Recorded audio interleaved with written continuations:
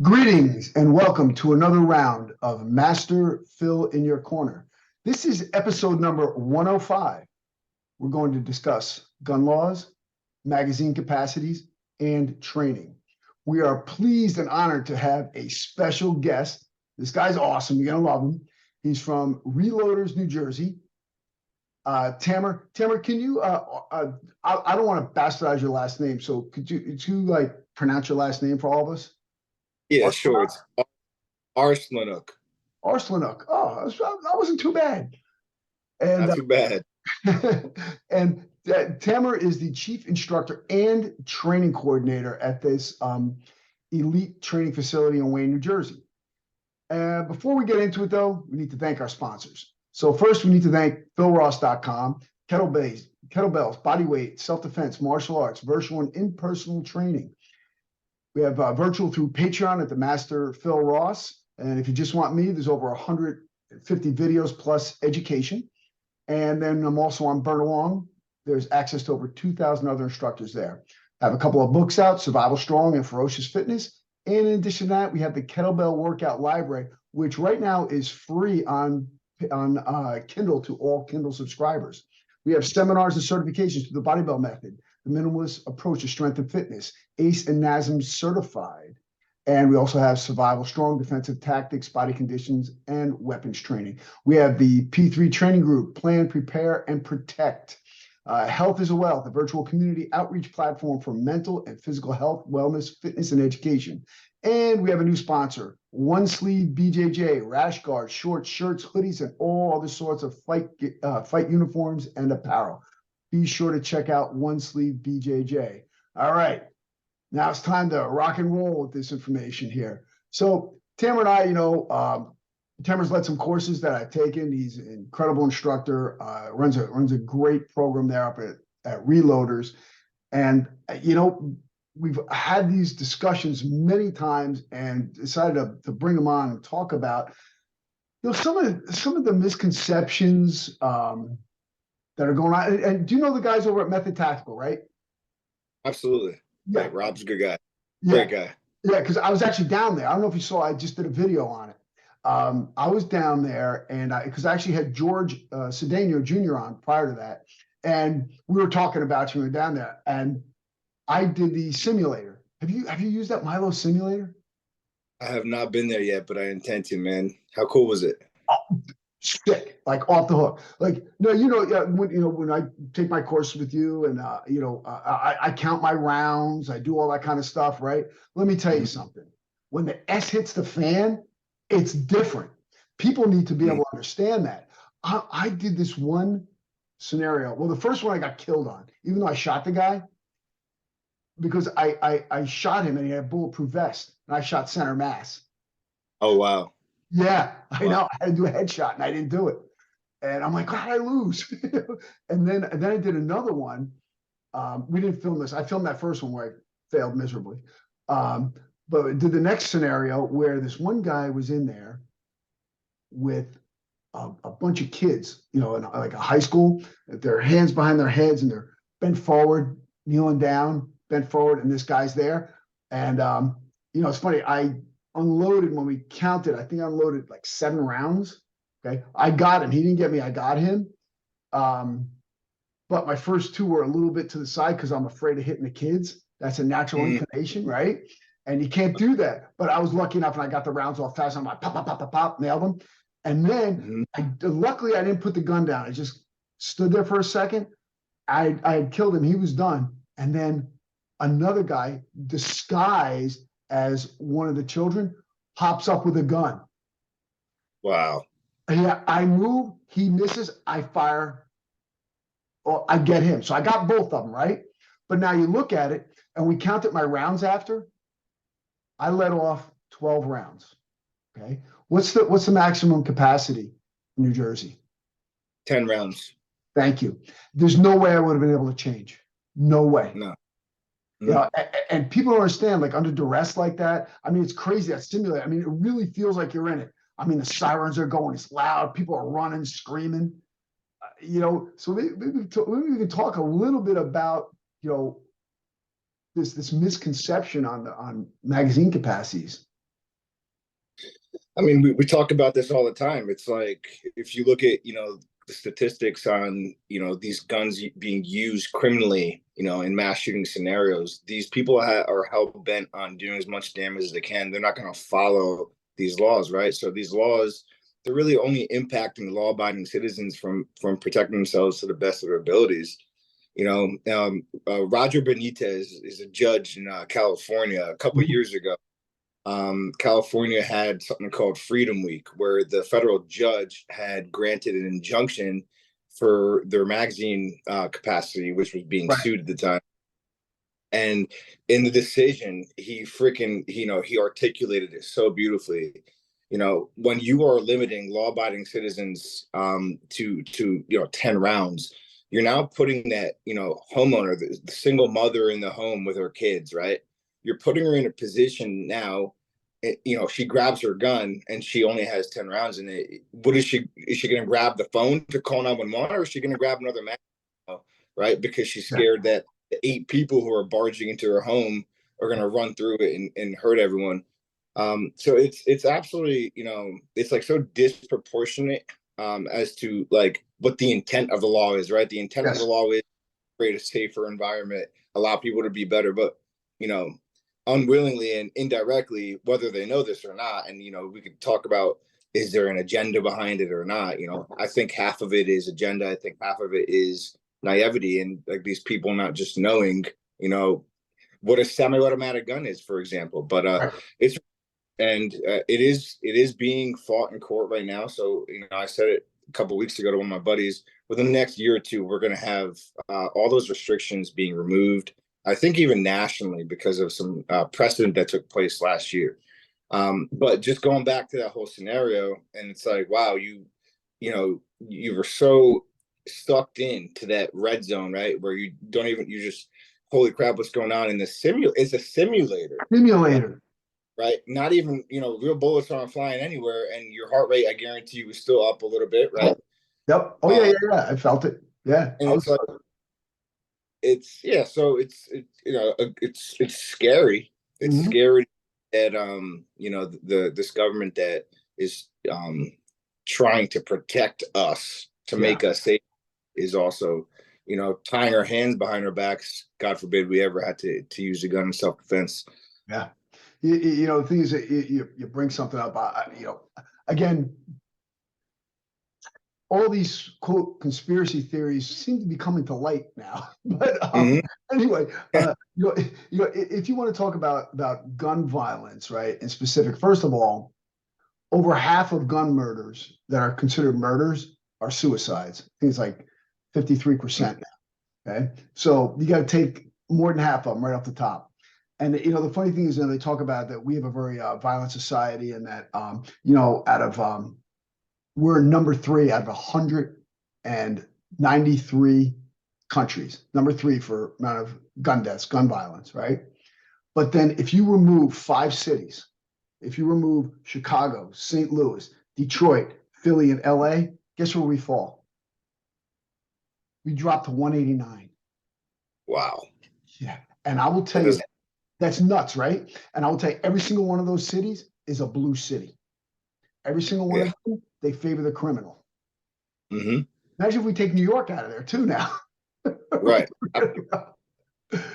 The statistics, they really do speak for themselves, and far too often it's a bias, right? You see something on television every single day being spoken about in the news, whether you're educated or not. You could just be going about your day, you're at the gym and you see the TV, you're seeing it over and over and over and over. It creates this false illusion that this thing is now happening way more than it actually is. And even with mass shootings, and I won't defend mass shootings, and I'm not defending them. They're the most tragic, horrendous, disgusting, heinous act. And I'm not going to get off on a tangent on the things I'd love to do to those pieces of crap that but both. As often as they're spoken about, when you sit down and you talk to someone and you tell them that mass shootings account for less than 0.1% of all gun deaths in America, it's like, it's eye-opening, and it's like, you looking at the media and say, why are you guys force feeding this whole ideology that this thing is happening way more than it is. And it's because, of course, they want to ban AR-15s. They want to get all the guns taken from us. But the statistics speak for themselves. Like you said, more than 50%. It actually was closer to 2/3 for yeah. That thing went up. then it went, yeah. But yeah, majority of them are suicides, right? So it's like, why are we using suicide? That's a separate issue. It's still something I'll think about and try to like help, right? It's lower than right. No one killing themselves is acceptable. We have a mental health issue in this country, and I mean that's something that is quite apparent. And if you look at the link between the mental health and the mass shootings, you look at some of the treatment for mental health, the SSRIs, the selective serotonin reuptake inhibitors, every mass shooter from Columbine on forward has either been on them or just coming off of them, some type of treatment. And I have to say that, that there's got to be a connection. It should be explored. And for some reason, these pharmaceutical companies are getting away with it, because I'll tell you, like, no one in the major media speaks to it. There's only one person who's spoken to it a bunch of times, and that's Michael Savage. And Laura Ingraham brought it up once, and never brought it up again. Because these pharmaceutical companies, 2/3 of the revenue for like Fox comes from pharmaceutical revenue advertising. Wow. You look, watch TV, see how many of these ads are geared toward pharmaceuticals. And the thing is that the same studies that were done on the pharmaceuticals for the their effectiveness for opioids, and they kind of quashed that. Now it's all coming out. Obviously, it came out and they lost the lawsuit, billions of dollars and millions of lives. They have the same studies on SSRIs, and now new data is showing that you're better off working out. Working out is up to 1.5 times more effective than therapy and drugs combined. So, dude, it's like, did you guys forget that we had this thing called endorphins, right? Right. Like, it's a natural killer. So you know what? Let's just take that with a little bit of sweat. No, but you know what? It goes back to also the culture in this country. Like, for example, me and my buddies, of course, are like-minded, and we don't really have a filter on giving someone the honest truth about whether they're doing something that's sabotaging themselves or not. But we live in this community now where, again, it's PC culture, right? Political correctness. Yeah. And it's like, you telling someone they're a little overweight is now somewhat racist. A federal offense. And it makes no sense. Like, I'm a tough lover. My family, God bless them, because they deal with me a lot. If I see them doing something that's not conducive to their health and longevity, then I'm going to be honest and tell them straight up, get that out of your fat mouth, you're hurting yourself. And it's not just a physical appearance thing, or it's more than that, man. It's way more than that. But so we're looking at mental health as an issue. It's like, of course, the pharmaceuticals are involved in this at some point, right? They're involved in every pot of cash. Every aspect. Every aspect. And it's just, it's hard, because when you have mental health, it's like such a huge category of mental health. And there's such a wide spectrum. Right. Like, how many bones do you have in your body? You could break one of, how many was it? 200 or so? 206. Right. Every, not each bone break is going to be treated the same. Right. So when you're doing, because when we're doing mental health, it's very it's intangible, right? Yes. So hard to source. But one thing is for certain, though, the medical professionals, there needs to be more accountability. Whether it's government officials. Forget the government officials. Forget it. Right. I want as little big government as possible, because every time they get involved in something, A, it costs a ton of money. B, it doesn't work. So you know what? I want them out. Leave me alone. Just leave me alone. How's that? Just do it. You're a little bit, and it will. That's what we need, like more of a libertarian approach to this. Because if I'm going to look at this here, okay, if we're talking about the laws against hollow points in the state of New Jersey, which is ludicrous. Okay, ludicrous. I actually had the guy from Caleb Barnett from Underwood Ammo on a few weeks ago. I don't know if you heard that one. really good because he's got hollow points that are okay. They're not really hollow points; they're reverse hollow points. But we can carry them in New Jersey because they Okay. don't have a hollow end. They have grooves on the Right. sides of the rounds. Actually, and they penetrate better than a hollow point. It's pretty cool. But they operate on the same premise. You know, the funny thing is you hear these people and their justification for us not allowing hollow points is say, oh gosh, oh, they're so cruel that hunters don't even use them. Well, first of all, obviously you've never hunted. If you hit a deer with a hollow point, it's going to destroy the meat. What's the point of hunting? You want to get the meat. And then the other thing is, the other thing is, then they'll say, "Oh, well, in the military, they have full metal jacket for that reason." No, they have full metal jacket because it's going to go through this guy and through another one, so that you're compromising several people in one shot.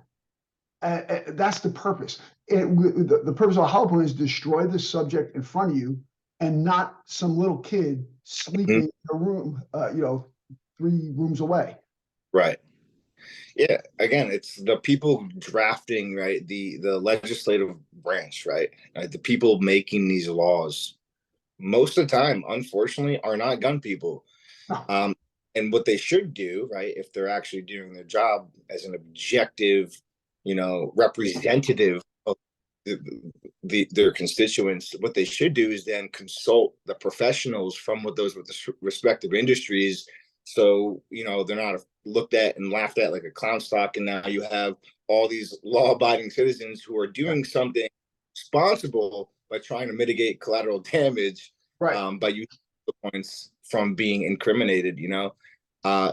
It's abysmal. Hollow points is just one other example of how New Jersey gets it wrong. It's a true shame. We really do. We get it wrong so often, and and you look at like, okay, since they actually made it a felony, I had to move all my Thank God I got a place in Florida. I moved all my my magazines, all above 10 rounds. They're in Florida because Mhm. I'd be a felon here. How crazy is that? I Yep. I have my one Glock that I've had since 1988 or 89. Right, all of a sudden now it's illegal here. You know, and yet there's people running around shooting people left and right, and Mhm. they're the revolving door of justice. You know, Absolutely. and That's people think that they can depend on the police. Well, you have to depend on yourself. hmm The police are going to be there in minutes when seconds count. You know, and look, I'm a big police proponent. Okay, but I mean, I don't want to do their job. It's ridiculously hard right now. It's right. completely thankless and they're just under scrutiny all the time. And again, why are people making rules for police hmm when they're not cops? hmm How many of them even been in a fight? You know, look, do they even know what it's like when someone's grabbing you by the throat and trying to choke the life out of you? Do they have Right. any idea? hmm They know what it's like to be surrounded by 3 guys punching and kicking you. Do they have any idea? No, but they're making laws about it. These are the things. That's why I look. We have to, focus on how we can defend ourselves, and we got to focus on getting these laws and bills passed so we are allowed to.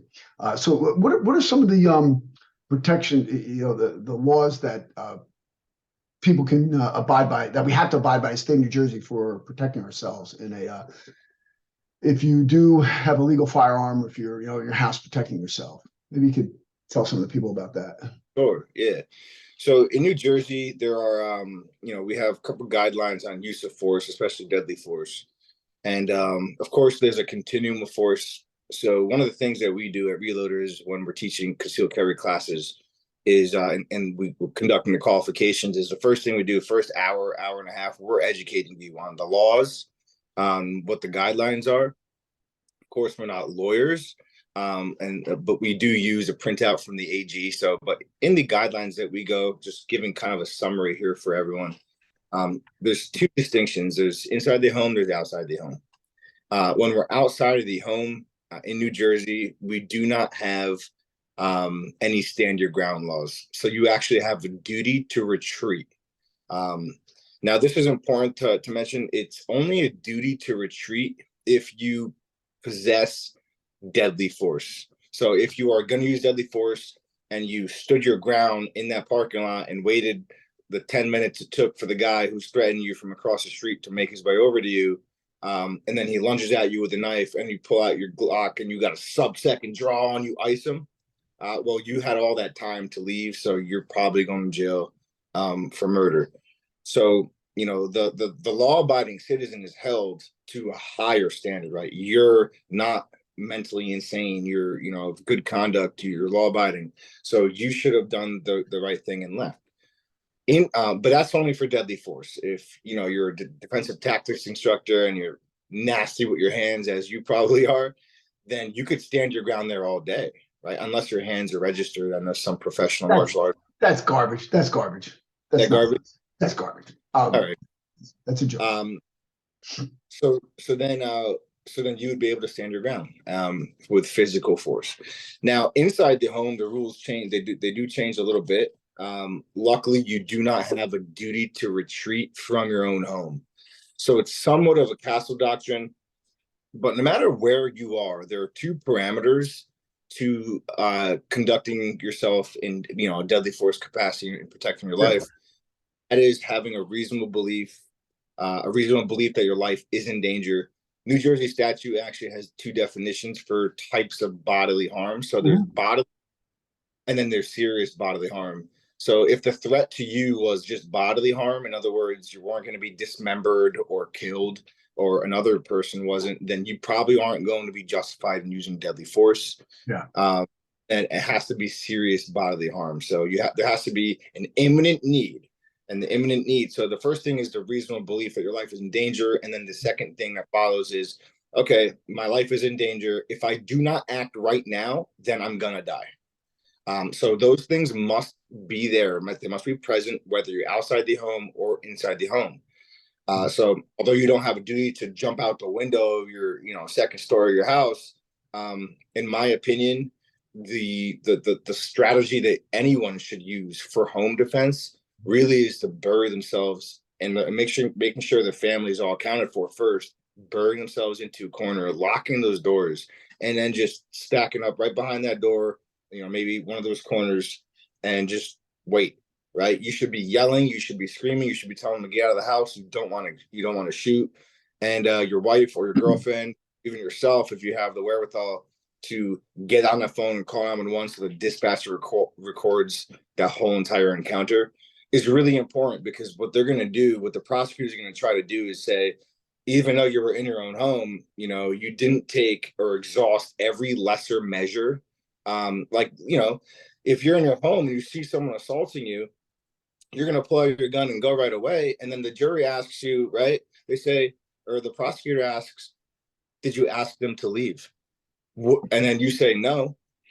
Well, what if that would have been the solution this whole time? What if he was a scaredy, you know? Yeah. So that's pretty much the general gist of self-defense kind of in the home and in New Jersey in general. Well, let me ask you this. Let's say you're in an establishment. You got your concealed carry, and somebody comes in and puts a gun to the head of the cashier. Are you allowed to take that person out? What obligation do you have? Are you have this person? You have no obligation to act. So what's really important to understand is you might have a concealed carry permit now, but you are under no legal duty to act under any circumstance. I would argue that you do have a moral obligation. Right. Well, I'm worried about legally. Let's say this person's there. They pull the gun. They put it to the head of the cashier. They don't see me. I draw mine and I pop them. Well, yes. Here's the thing. So anytime you're going to interject, so we have to look at the level of, so anytime a gun is physically discharged, that is deadly force. Yes. Okay. If you notice the guy holding that gun had an orange tip at the end and it was an airsoft gun, and you pull out your gun and you shot him, the court would have to prove that you knew it was an airsoft gun. But let's just say they did, right? You escalated force to the higher level and put everyone's lives in jeopardy. If that bullet missed, you killed someone across the street now. So you really have to, you know, look at the totality of the circumstances, and you have to ask yourself, by me doing this, am I putting the public in greater harm's way, right? And so it's a very tricky situation. That's one I think about all the time, because if I'm in a convenience store and someone is holding up the clerk and maybe their hands are in their hoodie pockets, right? Do they have a gun? I haven't seen it. Are they like, what am I going to do in this situation? Well, I'll tell you right now, if someone's, making orders and they're saying I have a gun, then I'm drawing my gun 100%. Now I know that it would also take him a couple seconds to pull his to draw on you. on. So I would probably scream, "Get the fuck on the floor," right? And try to get him to comply that way. Because I don't want to shoot someone, man. No, like you do that.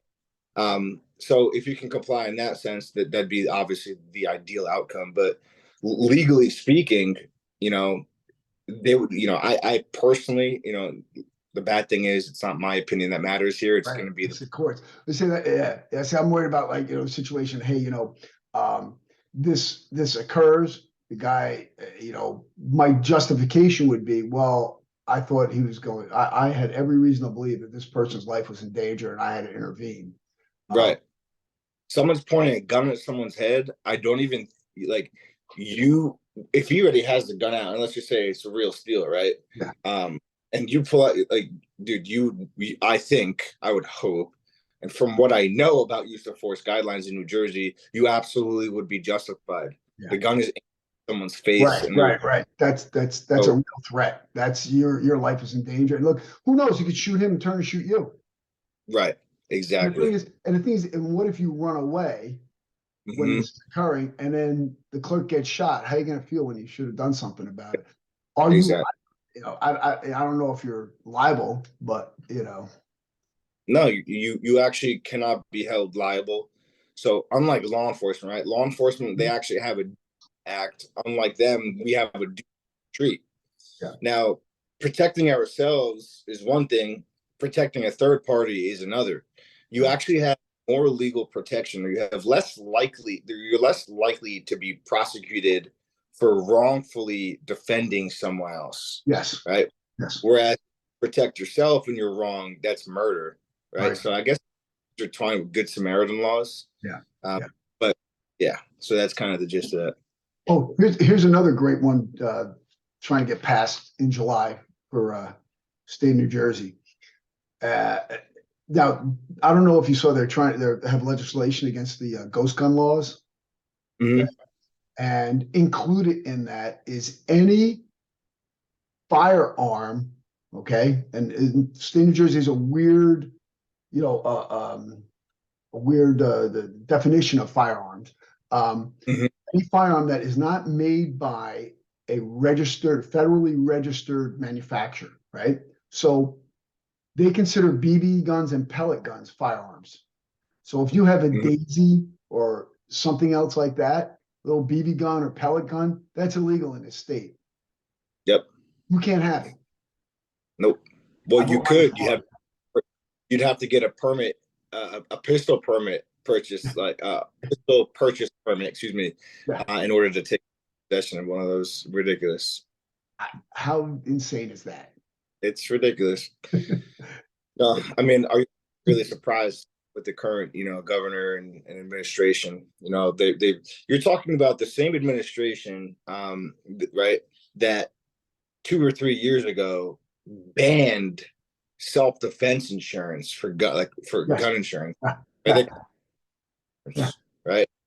They said so it was the Department of Banking and Insurance in New Jersey, and Murphy had said in a press conference to limit reckless behavior, and to stop the encouragement of improper use of firearms, that this is no longer allowed in New Jersey. That is just like, imagine someone had said the same thing for car insurance. Yeah. Like, oh yeah, you have car insurance? Yeah. So you're the racing guys, right? Yeah.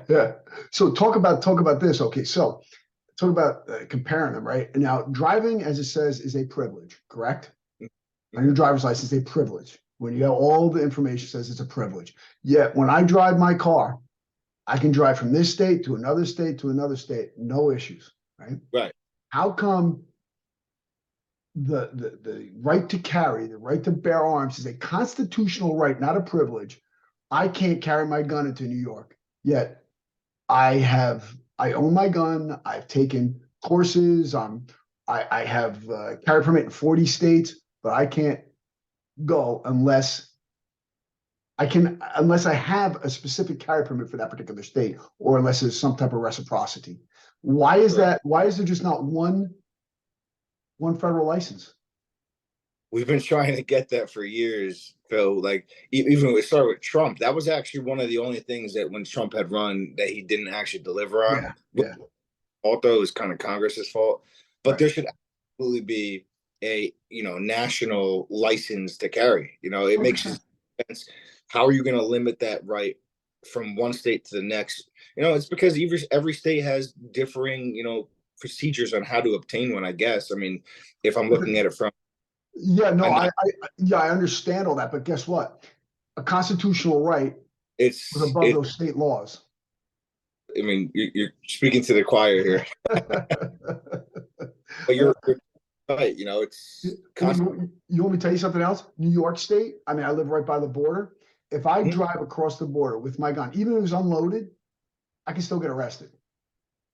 This is in New York Yeah, yeah, yeah. It's with ridiculous. And the other thing is that, see, New Jersey, at least if you're out of state, you can get a carry permit in New Jersey. You have to go through all the right. rigmarole. Um, but New York State, out of staters cannot get a carry permit from New York State. I can't go and apply. I can't take a That's test. correct. There's nothing I can do. That's correct. Yeah, So that's going to be, in my opinion, I think that's kind of the next thing that will be, looked at in court because has to be. Has to I be. mean, how could you, but just because the person is not a New York resident, you're now withholding their constitutional right to protect Right. themselves in public. So that makes no sense at all. Mhm. But neither does half the policies that these put in place. Yep. Yeah. So we're fighting a grassroots, making our grassroots movements and fighting it on this level, and we just got to keep getting the word out there about the truth.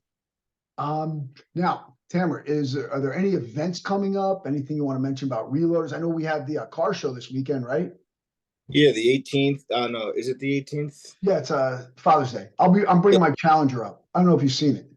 There we go. I have not seen it. Oh yeah, yeah, it's nice. It's I got a That's what year is it? 2019. It's got a Hemi and a 6-speed, and I have a custom leather interior on it. It's nice. Beautiful. I'll Yeah, I'm check bringing it that up. out. Yeah, I'm bringing it up. So I'll be there. Anything else you want to talk about before we close out? No, I mean, I think for the folks who are tuning in who are, gun owners and passionate about shooting and proficiency and safety and transferring knowledge to those who are also interested in, exercising their rights. I think one thing to mention is probably Firearm Policy Coalition. The NRA has been known for years now as the gun lobby, and Mhm. while they have good, amazing things for us in the past, they kind of morphed into something a little bit different nowadays. A little bit of corruption, right? Kind of finds its way in any institution or organization. But Firearm Policy Coalition, they're the ones really taking the fight to the Supreme Court and every circuit court and every federal court. They're really kicking butt. So I definitely become a member of them. Phil, do you have any ARs with braces on them, by the way? No, I don't. No, No. no. I know what the deal is. Yeah, That's just passed, the right? braces, right? They're all illegal now. Well, if you're a member of Firearm Policy Coalition, which is $30 for the year, then you literally not have to follow that law. Yeah, So you're yeah. I saw that come through. Yeah, I saw that come through. Yeah. so I'd say yeah. If you guys need any training, I think Reloaderz is absolutely the place to come. We'll take amazing care of you. If you need any guns you want to purchase, custom orders, whatever it may be, we'll take great care of you. If you're law enforcement and you're in the northern New Jersey area, we also conduct qualifications. We can vote privately for you, 5 days a week, even on weekends if we have to.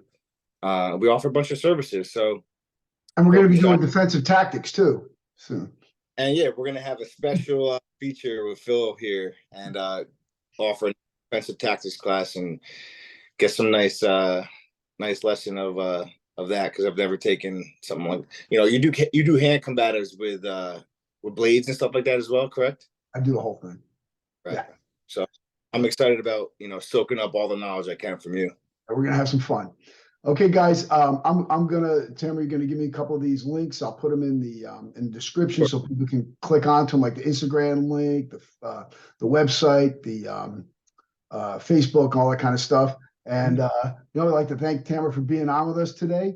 And folks, I hope you enjoyed this episode, and we look forward to seeing you again soon. It's Master Phil signing off. Strength and honor.